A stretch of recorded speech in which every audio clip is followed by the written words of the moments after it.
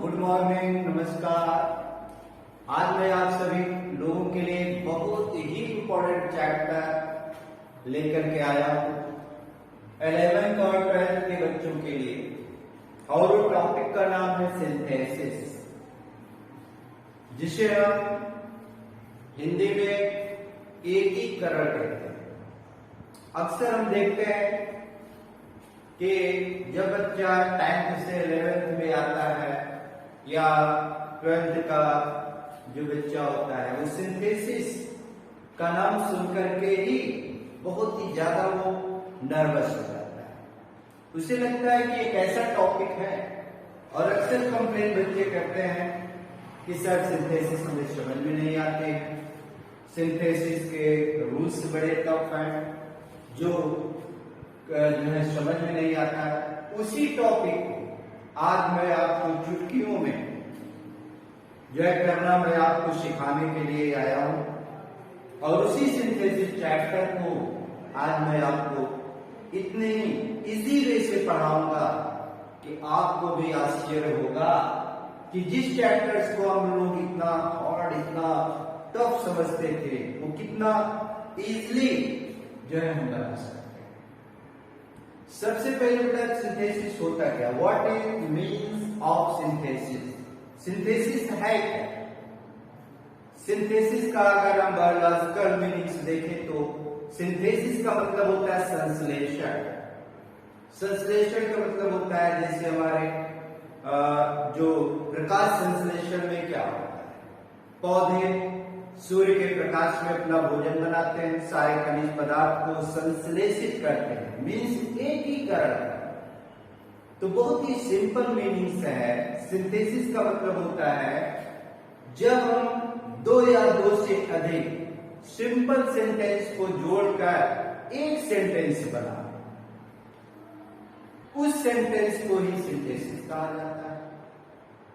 और इसीलिए अगर हम इसकी डेफिनेशन आपको बताएं तो बहुत ही सिंपल यह लैंग्वेज में आप कह सकते हो, combination of two or more than two simple sentences is called synthesis of the sentence. दो या दो से अधिक सिंपल सेंटेंस को जोड़ देना, यही सिंथेसिस। दो या दो से अधिक वाक्यों को जोड़कर जब हम दो या दो से अधिक सिंपल सेंटेंस को जोड़ते हैं तो ही आपका सिंपल सेंटेंस भी बन जाता है, वही आपका कंपाउंड सेंटेंस भी बन जाता है, और वही आपका कॉम्प्लेक्स सेंटेंस बन जाता है। तो कितना इजी इसकी डेफिनेशन है, combination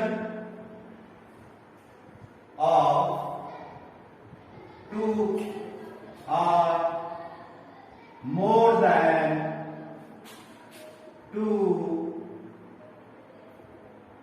simple sentences is called synthesis। दो या दो, two or more than two, दो या दो से अधिक सिंपल सेंटेंस को जोड़ देना ही आपका सिंथेसिस कहलाता है। अब वो दो या दो से अधिक वाक्यों को जोड़कर या दो या दो से अधिक वाक्यों को हम तीन तरह से जोड़ते हैं। यही सिंथेसिस जो इसका अगर हम क्लासिफिकेशन करते हैं, किसी भी दो या दो से अधिक सिंपल सेंटेंस को जब हम जोड़ते हैं तो उससे आपका सिंपल सेंटेंस भी बनता है। सिंपल सेंटेंस जिसे हम साधारण वाक्य कहते हैं। इसी दो सिंपल सेंटेंस को जब हम जोड़ते हैं तो इस दो से या दो से अधिक सिंपल सेंटेंस को जोड़कर हम कंपाउंड सेंटेंस, जिसे हम संयुक्त वाक्य कहते हैं, वाक्य भी बना देते हैं। और इसी दो या दो से अधिक सिंपल सेंटेंस को जोड़कर हम कॉम्प्लेक्स सेंटेंस, जिसे हम मिश्रित वाक्य। अब आपने देखा कि सिंथेसिस कहने का मतलब किसी भी दो या दो से अधिक वाक्य को हम तीन तरह से जोड़ सकते हैं, सिंपल सेंटेंस के माध्यम से, कंपाउंड सेंटेंस के माध्यम से और कॉम्प्लेक्स सेंटेंस के माध्यम से। यही आपको एग्जाम में पूछा जाता है, कभी सिंपल सेंटेंस कंपाउंड सेंटेंस, कभी कंपाउंड कॉम्प्लेक्स, कभी कॉम्प्लेक्स सिंपल, आपको बनाने के लिए दिया जाता है। अब सबसे पहले हमें ये देखना है कि कैसे हम सिंपल सेंटेंस बनाते हैं, कैसे कंपाउंड सेंटेंस और किस तरह से हम कॉम्प्लेक्स सेंटेंस बनाते हैं। जैसे कोई भी एक साधारण उदाहरण हम लेते हैं, Ravi work hard, he pass in the exam. हमने दो सिंपल सेंटेंस लिए। अब इस सेंटेंस को कैसे हम सिंपल सेंटेंस बनाएं, कैसे हम इसे कंपाउंड सेंटेंस बनाएं, कैसे हम इसे कॉम्प्लेक्स सेंटेंस बनाएं। देखो, कोई भी दो सिंपल सेंटेंस हम सिंपल, कंपाउंड और कॉम्प्लेक्स में, तीनों में हम उसे चेंज कर सकते हैं। सबसे पहले जैसे आपका दिया है, Ravi work hard, he passed in the exam. कह रहे रवि ने कठिन परिश्रम किया और वह एग्जाम में पास हो गया। अब इसी दो सिंपल सेंटेंस को अगर हमें सिंपल सेंटेंस बनाना है तो सिंपल सेंटेंस बनाने के 8 रूल्स होते हैं, जो हम आपको 1 बाय 1 करके पढ़ाएंगे। 8 प्रकार से आप दो वाक्यों को सिंपल सेंटेंस आप बना सकते हैं। 8 जो नियम आप पढ़ेंगे, 8 तरीके से जो उनको आप बनाएंगे, हर नियम की अपनी एक अलग अलग कंडीशन होती है। ये नहीं कि सारे एक ही प्रकार के सेंटेंस को हम 8 रूल से नहीं बना सकते, सबकी अपनी अलग अलग एक कंडीशन होती है। उसी कंडीशन के अकॉर्डिंग जो है हम 8 नियमों में से उन सारे नियमों का 1 बाय 1 करके हम प्रयोग करते हैं। यही कंपाउंड सेंटेंस, इसको हम 4 प्रकार से बनाते हैं, और यही कॉम्प्लेक्स सेंटेंस में हम 3 प्रकार से जो है बनाना आपको सिखाएंगे। सबसे पहले हम ये देखते हैं कि दो सिंपल सेंटेंस को कैसे हम सिंपल, कंपाउंड और कॉम्प्लेक्स में चेंज कर सकते हैं। सेंस हमारा वही होना चाहिए जो हमारे दोनों सिंपल सेंटेंस का है। बस हमें क्या करना है, इन दो सेंटेंस को मिला करके एक सेंटेंस बनाना है, क्योंकि सिंथेसिस का मतलब ही होता है दो या दो से अधिक वाक्यों को जोड़कर एक सेंटेंस बनाना। अब जैसे इस सेंटेंस को हमें सिंपल सेंटेंस बनाना है तो हमने क्या किया, पार्टिसिपल का यूज कर लिया, और उस पार्टिसिपल का प्रयोग करके या जीरेंड से भी हम बना सकते हैं। बाई आप लगा दीजिए और वर्क का पार्टिसिपल हम बना लेंगे, वर्किंग हो गया, बाय वर्किंग हार्ड, कठिन परिश्रम के द्वारा। बाय वर्किंग हार्ड में सिंपल सेंटेंस की एक ही खासियत होती है पार्टिसिपल की, कि आपके 2 या 3 सेंटेंस भले ही दिए हों, लेकिन उनका जो सब्जेक्ट होता है वो सेम होता है। मीन्स एक ही सब्जेक्ट होता है, डिफरेंट सब्जेक्ट का यूज नहीं किया जाता। जैसे इस सेंटेंस में देखो, रवि ने कठिन परिश्रम किया और वह पास हो गया, तो ही मीन्स कौन, रवि। तो हमने यहां लगा दिया, प्रीपोजिशन का यूज किया, वर्क का हमने पार्टिसिपल बना लिया, by working hard, he means कौन, Ravi. passed in the exam. कठिन परिश्रम के द्वारा रवि परीक्षा में पास हो गया। ये आपका सिंपल सेंटेंस बन गया। सिंपल सेंटेंस ये बन गया। इसी को आप कंपाउंड में भी चेंज कर सकते हैं। कंपाउंड में अगर हम इसे बनाएंगे तो ये बनेगा रवि वर्क हार्ड, रवि ने कठिन परिश्रम किया और and passed in the exam, और परीक्षा में पास। तो ये आपका क्या बन गया? ये आपका कंपाउंड सेंटेंस बन गया। रवि ने कठिन परिश्रम किया और वह परीक्षा में पास हो। तो एंड कहां से आया? ये बेटा जब हम आपको कंपाउंड पढ़ाएंगे तब आपको हम बताएंगे कि कंपाउंड में एक principal clause, one principal clause use होता है और शेष जो रिमेनिंग सेंटेंस होते हैं वो आपके कोऑर्डिनेट क्लॉज होते हैं। तो वही कोऑर्डिनेट क्लॉज जो है हमारे 4 काइंड ऑफ कंजंक्शन, 4 प्रकार के कंजंक्शन में डिवाइड हो जाता है और उन्हीं 4 में से एक होता है कम्युलेटिव कंजंक्शन, योग सूचक संयोजक, और उसी योग सूचक संयोजक का एंड एक पार्ट। तो आपने एंड का यूज किया, आपका एक कंपाउंड बन गया। इसी को अगर हमें कॉम्प्लेक्स बनाना है तो कॉम्प्लेक्स बन जाएगा। तो जैसे हमने क्या किया, सेंटेंस को थोड़ा सा चेंज कर दिया। लास्ट को हमने पहले लिया तो ही की जगह हो गया Ravi passed in the exam. Ravi परीक्षा में पास हुआ। क्यों? बिकॉज ही वर्कड हार्ड, क्योंकि उसने कठिन परिश्रम किया। ये आपका कॉम्प्लेक्स बन गया। अब आप पूछेंगे सर ये बिकॉज कहां से है?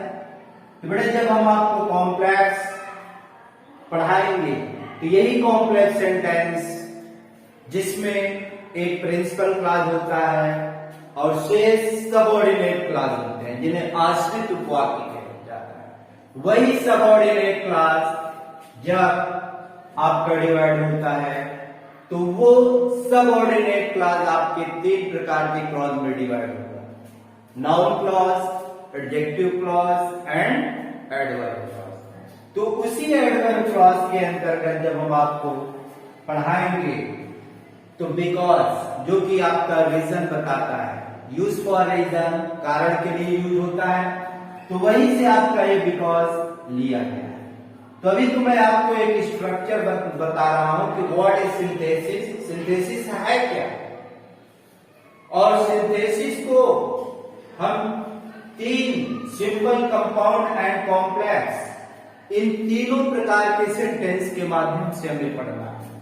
तो आपने देखा एक ही सेंटेंस को आपने सिंपल भी बनाया, कंपाउंड भी बनाया एंड कॉम्प्लेक्स में भी आपने उसे चेंज किया। तो सिंथेसिस कोई हुआ नहीं है जो बच्चे इतने सीरियसली आप सब लेते हो।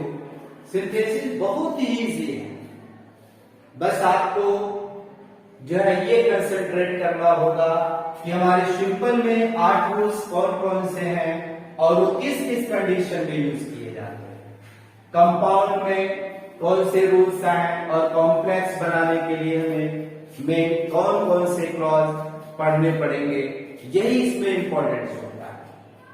तो आपने देखा सिंथेसिस क्या है? Combination of 2 or more than 2 simple sentences is called synthesis. 2 या 2 से अधिक वाक्यों को, साधारण वाक्यों को जोड़ देना ही आपका सिंथेसिस ऑफ द सेंटेंस कहलाता है। किसी भी 2 या 2 से अधिक वाक्यों को हम 3 तरह से जोड़ते हैं: सिंपल सेंटेंस, कंपाउंड सेंटेंस और कॉम्प्लेक्स सेंटेंस। आपको हमने एक उदाहरण दिया, Ravi work hard, he passed, और उस दो सिंपल सेंटेंस को हमने सिंपल, कंपाउंड एंड कॉम्प्लेक्स में चेंज किया। तो ये था सिंथेसिस का स्ट्रक्चर। सिंथेसिस होता क्या है और सिंथेसिस में हम कितने प्रकार के सेंटेंस पढ़ेंगे, जो आपको हमने 3 प्रकार के सेंटेंस यहां पर बताया। अब हम 1 बाय 1 करके जो है एक एक सेंटेंस को बनाना हम सीखेंगे कि सिंपल सेंटेंस कैसे बनाया जाता है, कंपाउंड सेंटेंस कैसे बनाया जाता है और कॉम्प्लेक्स सेंटेंस कैसे बनाया जाता है। सबसे पहले हम इसमें पढ़ेंगे सिंपल सेंटेंस बनाना।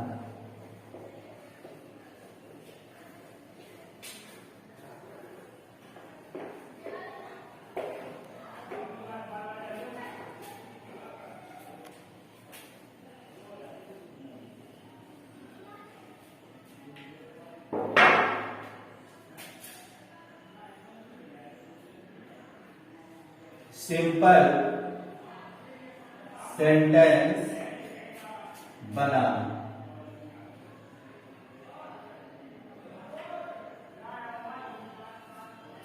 सिंपल सेंटेंस बनाने के लिए हम 8 रूल्स पढ़ते हैं।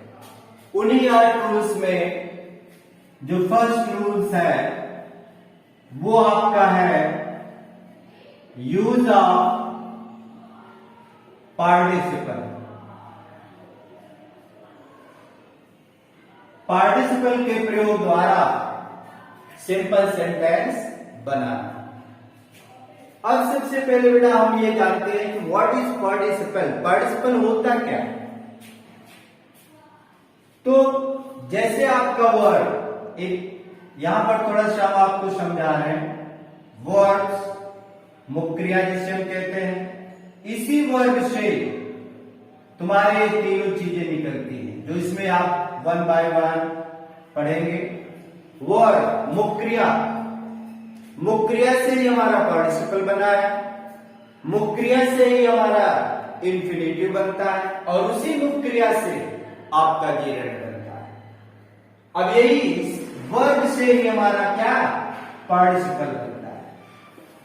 पार्टिसिपल किसे कहते हैं? पार्टिसिपल वर्ग का वह रूप होता है जो वाक्य में मुख्य क्रिया का कार्य करने के साथ साथ नाउन या प्रोनाउन को क्वालिफाइड भी करता है।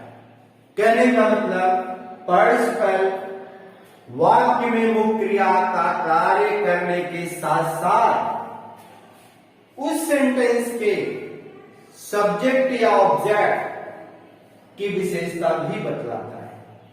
इसलिए ऐसे रूप को हम पार्टिसिपल कहते हैं। जैसे आपका एक उदाहरण है, बनता कैसे है? आप किसी भी वर्ड में कि फर्स्ट फॉर्म में जब हम आईएनजी जोड़ देते हैं तो वो आपका पार्टिसिपल का कार्य है। जैसे आपका दिया है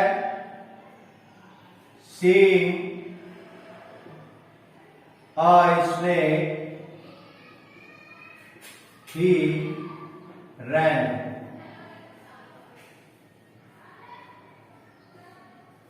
आपका देखो बेटा सेंटेंस, सीइंग अ स्नेक, एक सर्प को देखकर ही ran, वो भाग गया। तो पार्टिसिपल अभी मैं आपको पढ़ाऊंगा।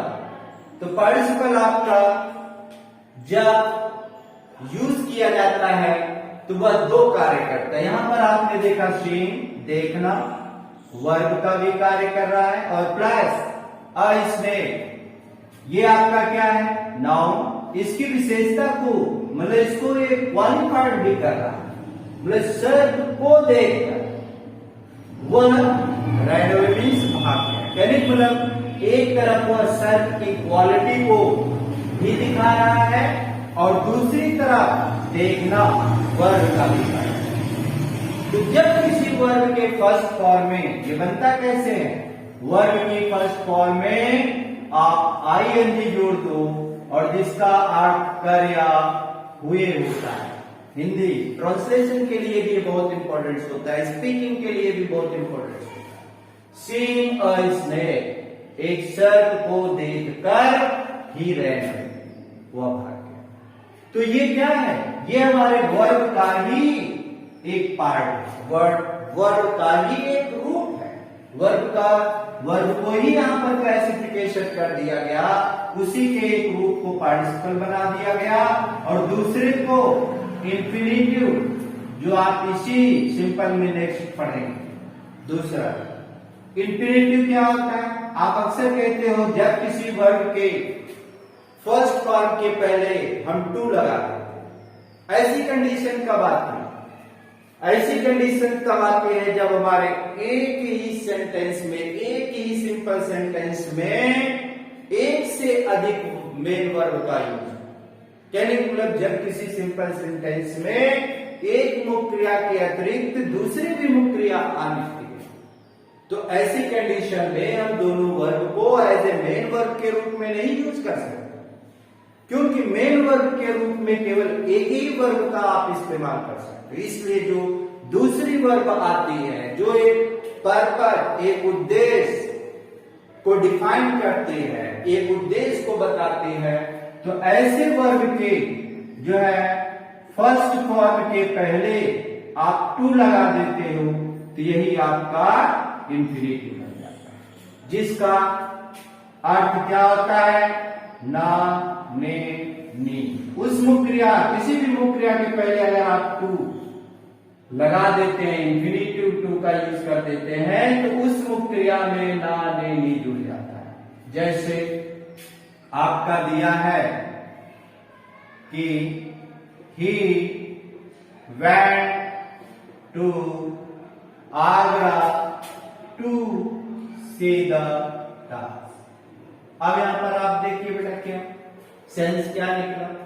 वह आगरा गया। आगरा क्यों गया? क्या रीजन था? क्या उसका पर्पस था? क्या उसका उद्देश्य था? तो उसके आगरा जाने का उद्देश्य है ताजमहल को देखना। तो यही जो आपका 2C है, यही इसी 2C को आप क्या बोलते हो? इसी को इंफिनिटिव बोला जाता है। इसी को जैसे सेइंग को क्या बोलते हैं? इसी को हम पार्टिसिपल बोलते हैं। तो आपने देखा पार्टिसिपल का काम क्या है? वाक्य में मुख्य क्रिया और प्लस नाउन या प्रोनाउन को क्वालिफाइड करना, या हम कह सकते हैं कि मुख्य क्रिया का कार्य करते हुए कर्ता या कर्म की विशेषता बतलाना। इंफिनिटिव का काम क्या था? कि किसी भी वाक्य में इंफिनिटिव जो है उसमें हो रहे कार्य का उद्देश्य या उसके पर्पस को डिफाइन करता है। जैसे आपने सेंटेंस देखा, वो आगरा क्यों गया? आगरा जाने का उसका पर्पस या उद्देश्य क्या था? तो आगरा जाने का उसका उद्देश्य था ताजमहल को देखना। उसी तरह से इसका जो तीसरा रूप है, जिसे हम जीरेंड कहते हैं, जीरेंड क्या होता है? देखो पार्टिसिपल भी आईएनजी जोड़कर बनता है, जीरेंड भी तुम्हारे वर्ब की फर्स्ट फॉर्म में आईएनजी जोड़कर बनता है, लेकिन दोनों में क्या अंतर है? ये जब जुड़ता है तो ये वर्ब प्लस एडजेक्टिव का कार्य करता है, मतलब वाक्य में मुख्य क्रिया के साथ साथ कर्ता या कर्म की विशेषता भी बतलाता है, तो वो आपका पार्टिसिपल कहलाता है। आईएनजी इसमें भी हम जोड़ते हैं, जेरेंड में भी हम क्या वर्ब की फर्स्ट फॉर्म में आईएनजी जोड़ते हैं, लेकिन जब किसी मुख्य क्रिया में आईएनजी जोड़ दें और वह मुख्य क्रिया क्या बन जाए? नाउन बन जाए। कहने का मतलब वो मुख्य क्रिया का कार्य ना करके, मुख्य क्रिया ना हो करके वो नाउन में कन्वर्ट हो जाए, संज्ञा बन जाए, तो ऐसे मुख्य क्रिया के रूप को हम जेरेंड कहते हैं। जैसे आप बहुत कहते हो क्या? Singing is a good art. गाना क्या है? Good art. गाना एक अच्छी कला। तो यहां देखिए सिंग वर्ब है, उसमें आपने क्या किया? आईएनजी जोड़ दिया। अब यहां पर सिंगिंग का मतलब गाना गाना नहीं है, बल्कि गाना अपने आप में एक कंप्लीट नाउन बन गया। तो जब किसी मुख्य क्रिया के फर्स्ट फॉर्म में आईएनजी जोड़ दिया जाए और वह कंप्लीट नाउन बन जाए, कंप्लीट नाउन का कार्य करे, तो उस कंडीशन को, वर्ब की उस कंडीशन को हम जेरेंट करें। तो आपने देखा कि वर्ब के ही ये तीनों रूप हैं, पार्टिसिपल, इंफिनिटिव एंड जेरेंट, जो आप इसी सिंपल सेंटेंस में वन बाय वन आपको मैं पढ़ाऊं। तो सबसे पहले बेटा देखो, समझना बहुत जरूरी है। यही कंफ्यूजन से आपको लगता है कि ये सिंथेसिस या सिंपल सेंटेंस बहुत ही हार्ड है, लेकिन अगर आपको ये क्लियर है कि पार्टिसिपल क्या होता है, इंफिनिटिव क्या होता है, जीरेंड क्या होता है, तो आपको कहीं भी जो है सिंपल सेंटेंस बनाने में प्रॉब्लम्स नहीं। तो बेटा जैसे कि मैं आपको पढ़ा रहा था यूज ऑफ पार्टिसिपल, तो यहां पर मैंने बताया कि ये पार्टिसिपल भी हमारे मुख्य क्रिया का ही एक अंश है, एक उसका पार्ट है, एक उसका हिस्सा है। पार्टिसिपल भी, इंफिनिटिव भी और जेरेंड। अब हम टॉपिक पर आते हैं। यहां हम पढ़ेंगे पार्टिसिपल, यूज ऑफ पार्टिसिपल। अब पार्टिसिपल का प्रयोग करने के लिए हमारे वाक्य की कंडीशन कैसी होनी चाहिए? तो पार्टिसिपल का आप प्रयोग तभी कर सकते हैं जब आपके वाक्यों का सब्जेक्ट एक होगा। कहने का मतलब चाहे 2 सेंटेंस हो, चाहे 3 सिंपल सेंटेंस का यूज किया गया हो, सबके सब्जेक्ट एक ही होगा, एक ही होना चाहिए। और दूसरी कंडीशन क्या होती है कि फिनिट वर्ब का प्रयोग होता है। जो फर्स्ट सेंटेंस आपका होता है उसमें फिनिट वर्ब का प्रयोग होता है। फिनिट वर्ब और नॉन फिनिट वर्ब, ये हमारे मुख्य क्रिया के 2 रूप होते हैं। फिनिट वर्ब का मतलब होता है सकर्मक क्रिया, सकर्मक क्रिया का मतलब होता है फिनिट वर्ब, और ये फिनिट वर्ब दूसरा आपका होता है non finite verb, non finite verb. इसी को हम दूसरे रूप में भी कहते हैं ट्रांसिटिव वर्ब, ट्रांसिटिव वर्ब, और इसको हम बोल देते हैं इंट्रांसिटिव वर्ब।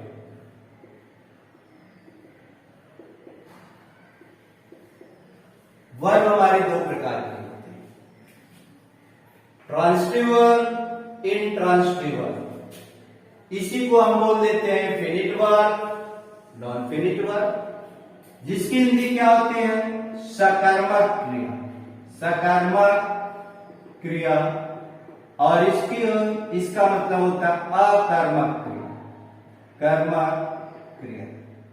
सकर्मक और अकर्मक क्रिया, देखो बेटा ये छोटी छोटी चीजें होती हैं, लेकिन यही छोटी छोटी चीजें आपको आगे भी सिंपल सेंटेंस के और जो रूल्स हैं या और हम कंपाउंड कॉम्प्लेक्स पढ़ेंगे तो उसमें भी ये आपको जो है आगे भी आएंगे, इसलिए इनको हमें जानना जरूरी है। फिनिट वर्ब क्या होती है और नॉन फिनिट वर्ब क्या होती है, या ट्रांसिटिव वर्ब क्या होती है, या इंट्रांसिटिव वर्ब क्या होती है, सकर्मक क्रिया क्या है, अकर्मक क्रिया। तो बहुत ही सिंपल है, सकर्मक, स का मतलब के साथ कर्म, कहने के मतलब जिस मुख्य क्रिया के साथ कर्म भी, जिस मुख्य क्रिया के साथ कर्म का प्रयोग हो उसे हम सकर्मक क्रिया कहते हैं। जैसे आपका दिया है ही रीड्स द बुक, वह रामायण पढ़ता है, ही रीड्स द बुक, वह पुस्तक पढ़ता है। अब आपने देखा बेटा ये वर्ब आपका है, ये वर्ब है, और इसी वर्ब के साथ द बुक क्या है, ये आपका ऑप्शन। तो इस रीड्स को हम क्या बोलेंगे? ट्रांसिटिव वर्ब बोलेंगे। किसमें जो है ट्रांसिटिव वर्ब का प्रयोग हुआ या फिनिट वर्ब का प्रयोग किया गया। कहने को मिला जब कोई मुख्य क्रिया कर्म के साथ प्रयोग की जाए तो उस वर्ब को फिनिट वर्ब या ट्रांसिटिव वर्ब कहते हैं। और जब कोई वर्ब, जैसे हमने कहा ही वेंट, अब वो गया कहां गया, या ही रीड्स वह पढ़ता है, क्या पढ़ता है वो यह तो पता नहीं है। तो आपने यहां पर देखा वर्ब तो आपने यूज किया, लेकिन इस वर्ब के साथ किसी ऑब्जेक्ट का प्रयोग नहीं किया। तो ये क्या हुआ, ये आपका नॉन फिनिट वर्ब हुआ। तो जो ट्रांजिटिव वर्ब होता है, ट्रांजिटिव वर्ब में वर्ब का कर्म पर जो है, वर्ब जो है कर्म के साथ यूज होता है, और नॉन फिनिट वर्ब या इंट्रांजिटिव वर्ब में वर्ब विदाउट ऑब्जेक्ट, बिना कर्म का प्रयोग होता है। हाँ, तो आपने देखा ही saw lamb, he ran, ये दो आपके सिंपल सेंटेंस है। कैसे हम इसे पार्टिसिपल में बनाएंगे? आपके सबसे पहले देखो क्या दोनों कंडीशन हमें मिल रहे हैं सेंटेंस में। उसने एक शेर देखा, वह भाग गया।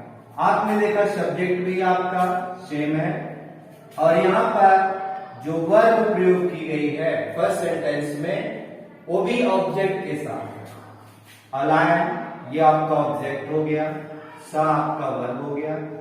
तो कहने का मतलब आपके फर्स्ट सेंटेंस में फिनिट वर्ब का प्रयोग है, सब्जेक्ट भी आपका सेम है।